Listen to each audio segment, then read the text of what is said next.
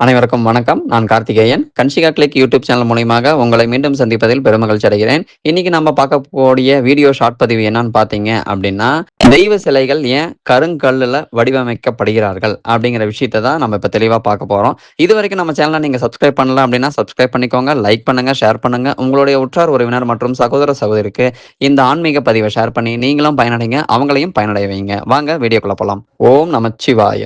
திருச்சிற்றம்பலம். கருங்கல்லுல சிலை வடிக்கிறதுக்கு உண்டான காரணம் என்னன்னு பார்த்தீங்க அப்படின்னா, பொதுவாக தெய்வ சிலைகள் எல்லாம் கருங்கல் கொண்டே செதுக்கப்படுகிறது. ஆனால் அதற்கு காரணம் இதுவரை யாரும் கண்டறியாத ரகசியமாகவே இருக்கிறது.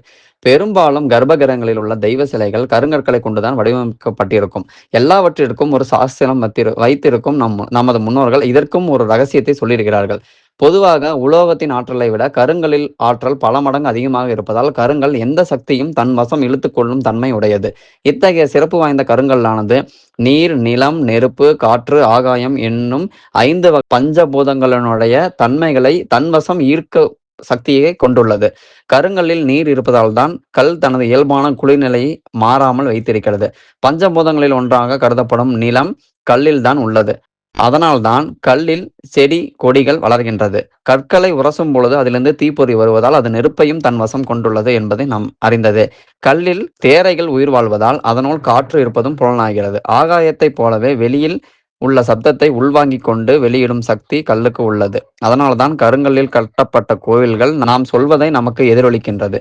இதுவே சிலைகள் பெரும்பாலும் கருங்கல்லில் வடிப்பதற்கான முக்கியமான காரணமாகும். இத்தகைய சிறப்பு சக்திகள் வேறு எந்த வகையான உலோகத்திலும் வெளிப்படுவதில்லை. கருங்கல்லினால் வடிவமைக்கப்பட்ட கோவிலில் அபிஷேகம், அர்ச்சனை, ஆராதனைகள் முறைப்படி செய்யும் பொழுது அந்த கோவிலின் பஞ்சபூதங்களின் தன்மை அதிகரிக்கின்றது. அத்தகைய கோவிலில் நாம் வணங்கும் போது நம் உடலில் உள்ள அதிர்வுகள் உண்டாவதுடன் நமது வாழ்விலும் நல்ல பலன்கள் கிடைக்கிறது. இந்த காரணத்தினால்தான் கோவில்களில் உள்ள சிலைகள் கருங்கல் வடிவமைக்கப்படுகின்றது.